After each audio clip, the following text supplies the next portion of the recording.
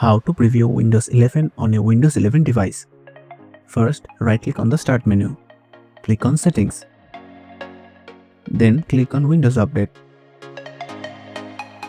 At the bottom, click on Windows Insider Program.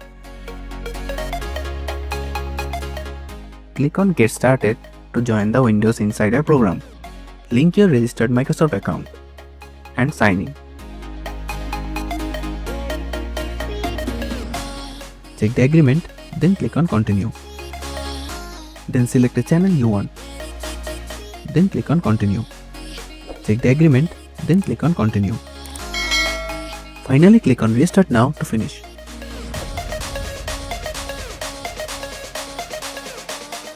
After your computer restarted, Windows will automatically install preview builds. You can also check for builds on the Windows Update. And that's how you can preview Windows 11 on a Windows 11 device. Thanks for watching.